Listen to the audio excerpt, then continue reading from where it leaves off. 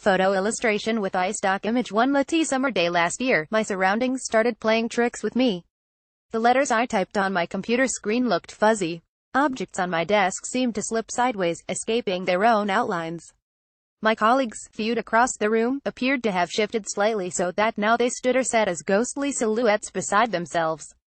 I put it down to fatigue or lack of food. The next morning, neither sleep nor sustenance had cured me. I squinted my way out of my apartment and reached for the handrail that runs alongside the front steps. As my left arm extended, my forearm divided somewhere between my elbow and my wrist, so that now I had 2 left hands and 10 fingers, groping for 2 railings that ran not parallel to one another but diverged into the distance. Below my 4 feet, the neat brick geometry of a Capitol Hill sidewalk had become a muddled mosaic. I looked up to see 2 identically dressed men, swinging their arms in unison as they marched, lockstep, toward me. I closed one eye and then the other. Both worked well. In fact, each restored reassuring order to the world. 1 man, 1 left hand, 1 railing. But when I tried to walk with only my right eye open, I keeled over to the side. I lost my balance, and a little confidence. Not good, the ophthalmologist murmured later that morning as he tracked the movement of my eyes from left to right and back again. Diplopia was his diagnosis. Greek for double vision. How did I feel, he asked. Had I had a virus I needn't go to the ER, he said, unless I developed a splitting headache or started vomiting.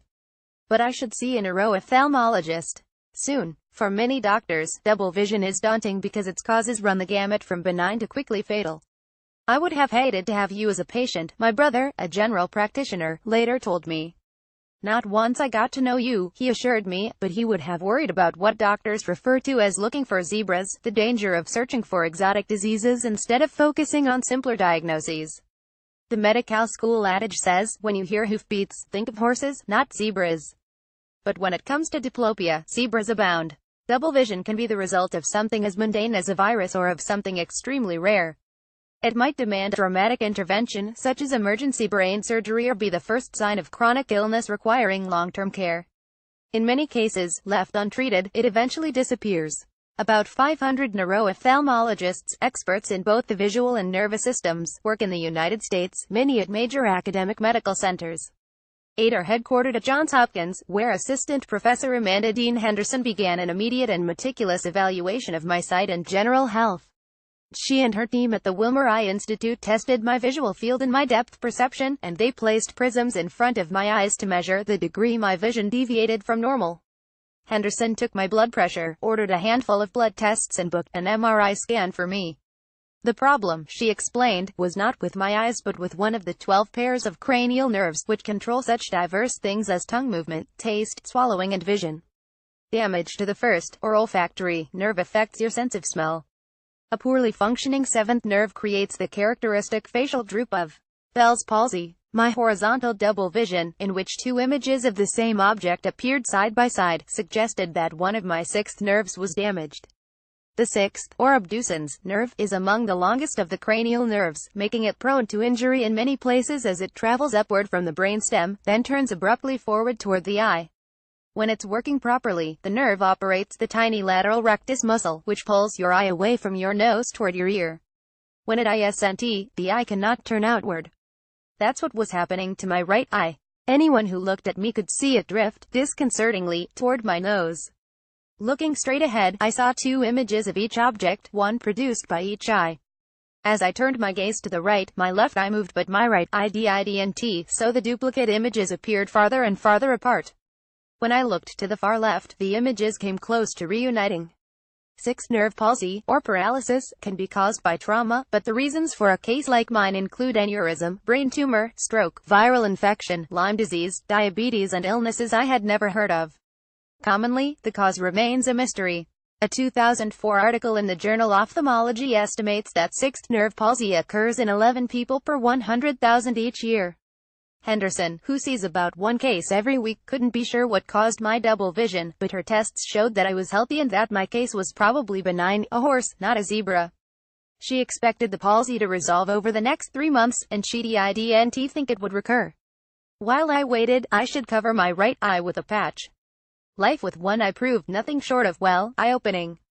The glare of lights above an office computer screen made it hard for me to read.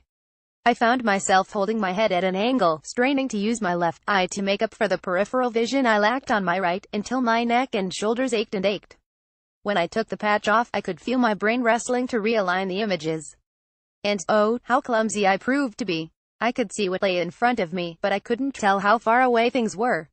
One evening, when having dinner with my mother-in-law, I offered her a glass of wine, picked up the bottle and, whoosh, poured red wine onto her tablecloth. I developed some compensatory strategies. Grip the glass, and pour only when the bottle rests on its lip. And I found a company called the Magic Thimble, which makes eye patches for every occasion: baseballs, prints, seasonal orange pumpkins, even gold swirls on black for evenings out.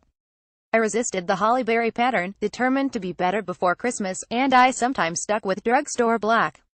"Mom, is that a real pirate?" one child asked his parent. "I wasn't," I assured him. But I made myself a cardboard cutlass and dressed as one for Halloween. And I honed my diplopia jokes. "You getting any better?" people wanted to know, as weeks went by. Fingers crossed, I'd quipped, noting that I had twice as many fingers to cross as anybody else. Sometimes I would take the patch off to marvel at the kaleidoscopic distortions of my sight. "I wish I could show you what I'm seeing," I told my husband, watching dueling images dance toward and away from one another as I moved my head or eyes. Objects in the distance looked farther apart than those close to me. I remember lying on the ground looking up a flagpole. It split in two as I stared up to where twin flags were waving in the wind. If I tilted my head or turned my eyes, the flags shifted their relationship. Near, farther, up and down they flew, as did the clouds behind them. I soon learned never to remove the patch while riding in a car, where the shifting sights created nausea-inducing chaos. Think of being in bumper cars hurtling along the highway, where each parked car has a duplicate, often directly in your path, and a second road seems to veer ahead, sending traffic careening across your route. And in the evenings, I sometimes searched the internet for zebras, scanning Google's horizons for exotic landscapes where rare afflictions roamed. Could it be where encephalopathy that my knowledgeable physician had somehow failed to spot? Maybe myasthenia gravis, or even Gradini Gold, and why I should have known better. I'm from a family of physicians, and I understand the risk of focusing on ill-informed diagnoses.